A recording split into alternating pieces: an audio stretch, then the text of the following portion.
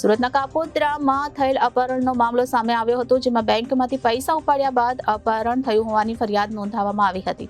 પોલીસે તપાસ કરતા અપહરણનું નાટક કર્યું હોવાનું બહાર આવ્યું છે. તો દુબઈથી મિત્રએ સુરત ખાતે 10 લાખ રૂપિયા ટ્રાન્સફર કર્યા હતા. રૂપિયા બેંકમાંથી ઉપાડી પરત કરવાના હતા. 4.50 લાખ રૂપિયા ઉપાડી આરોપીના મનમાં લાલચ જાગી હતી. રૂપિયા પરત ન કરવા પડે તે માટે અપહરણનું નાટક કર્યું હતું. અન્ય 3 આરોપીને પૈસાની લાલચ આપી મદદ માટે બોલાવ્યા હતા. મદદગાર 3 આરોપીની કાપોદ્રા પોલીસે ધરપકડ કરી છે. આરોપીની પૂછતાછમાં સમગ્ર મામલો બહાર આવ્યો હતો. મુખ્ય 2 આરોપી રૂપિયા લઈને ફરાર થઈ ગયા હતા. કાપોદ્રા પોલીસે 3 આરોપીની ધરપકડ કરી અન્ય આરોપીની શોધખોળ હાથ ધરી છે. સુરતના કાપોદ્રામાં થયેલ અપહરણનો મામલો સામે આવ્યો હતો, જેમાં બેંકમાંથી પૈસા ઉપાડ્યા બાદ અપહરણ થયું હોવાની ફરિયાદ ઉઠી હતી. તો પોલીસે તપાસ કરતા અપહરણનું નાટક કર્યું હોવાનું બહાર આવ્યું છે, જેમાં દુબઈથી મિત્રએ સુરત ખાતે 10 લાખ રૂપિયા ટ્રાન્સફર કર્યા હતા. રૂપિયા બેંકમાંથી ઉપાડી પરત કરવાના હતા, જેમાં 4.50 લાખ રૂપિયા ઉપાડી આરોપીના મનમાં લાલચ જાગી હતી. રૂપિયા પરત ન કરવા પડે તે માટે અપહરણનું નાટક કર્યું હતું. અન્ય 3 આરોપીને પૈસાની લાલચ આપી મદદ માટે બોલાવ્યા હતા. મદદગાર 3 આરોપીની કાપોદ્રા પોલીસે ધરપકડ કરી હતી અને આરોપીની પૂછતાછમાં સમગ્ર મામલો બહાર આવ્યો છે, જેમાં મુખ્ય 2 આરોપી રૂપિયા લઈને ફરાર થઈ ગયા હતા. હાલ કાપોદ્રા પોલીસે 3 આરોપીની ધરપકડ કરી અન્ય આરોપીની શોધખોળ હાથ ધરી છે.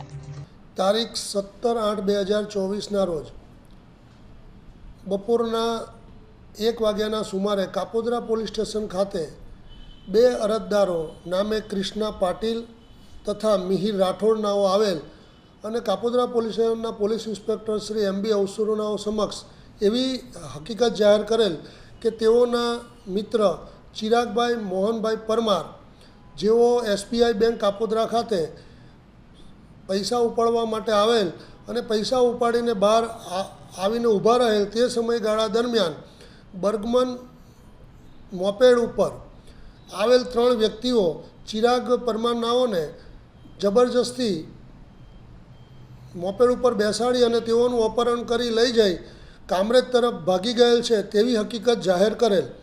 જે હકીકતને કાપોદ્રા પોલીસ સ્ટેશનના ઇન્સ્પેક્ટર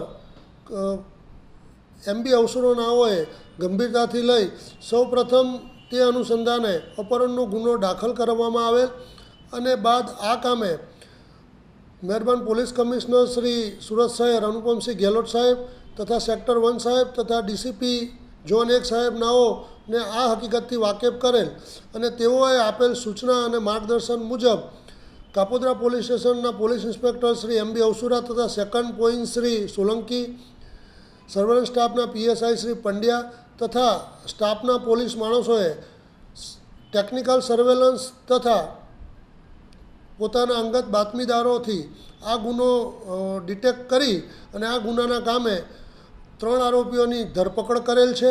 અને આ ગુનાના કામે હકીકત એવી છે કે આ ગુનાના કામે જેનું અપહરણ થયેલ છે, જે ચિરાગ મોહન પરમાર, જેઓ SBI બેંક ખાતે પૈસા ઉપાડવા માટે આવેલ, તો એ અનુસંધાને જે એમનું અપહરણ થયેલ, અપહરણના કામે CCTV ફૂટેજ અને તમામ વસ્તુઓ ચેક કરતાં બર્ગમેન ગાડીના નંબરના આધારે વાહન માલિકો તથા જે વાહન લઈને આવેલ તે વ્યક્તિઓની ઓળખ છતી થતાં કાપોદ્રા પોલીસ સ્ટેશન દ્વારા 3 આરોપીઓની ધરપકડ કરવામાં આવેલ. તે આરોપીઓ મૂળ સંગ્રામપુરા તથા ચોક બજારના રહેવાસી હોય અને પછી ટેકનિકલ સર્વેલન્સના આધારે ગુનો ડિટેક્ટ કરવામાં આવેલ અને ગુનાની હકીકત એવી છે કે આ ચિરાગ મોહન પરમાર નાઓને એક વ્યક્તિ જે અમદાવાદ ખાતે રહે છે, અંકિત અગુડિયા, તેઓનો ફોન આવેલ અને તેઓએ જણાવેલ કે મારા એક મિત્ર દુબઈ ખાતે રહે છે જેનું નામ કુણાલ પટેલ છે, તેના 10 લાખ રૂપિયા આવવાના છે અને હું તમારા એકાઉન્ટમાં નખાવું છું, તમારે મને ઉપાડીને આ પૈસા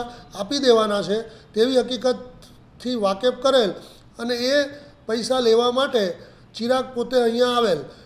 પરંતુ ચિરાગ મોહન પરમાર અને તેના બીજા એક મિત્ર કેતન કંટારિયા, તેઓને આ પૈસા અંકિત અગુડિયાને આપવા ના હોય, જેથી તેઓએ પોતે જ પોતાની રીતને એક પ્લાન બનાવેલ અને એ પ્લાનના ભાગરૂપે પોતાનું અપહરણ થયેલ છે તેવી હકીકત પોસ્ટે આવીને જાહેર કરેલ. આ કામે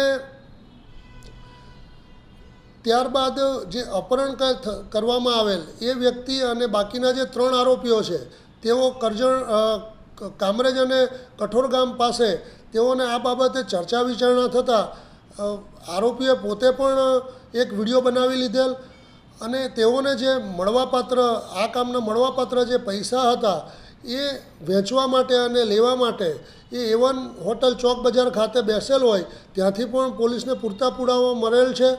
અને સમગ્ર ગુનો જોતા આ કામે જેનું અપહરણ થયેલ છે તે વ્યક્તિ ચિરાગ મોહન પરમાર તથા કેતન કંટારિયા આ ગુનાના મુખ્ય સૂત્રધાર છે અને તેઓએ પોતે જ આ પૈસા આપવા ના પડે તે માટે જ પોતાનું અપહરણ થયાનું એક તરકટ રચી અને ગુનો આચરેલ હોય જે કામગીરી કાપોદ્રા પોલીસ સ્ટેશન દ્વારા સરાહનીય કામગીરી કરવામાં આવેલ છે અને ખૂબ જ ટૂંકા સમયની અંદર મુખ્ય આરોપીઓ સુધીને પહોંચી ગયેલ છે. આ ગુનાના કામે 3 આરોપીઓની અટક કરવામાં આવેલ છે અને હાલ આ ગુનાની તપાસ તજવીજ ચાલુ છે.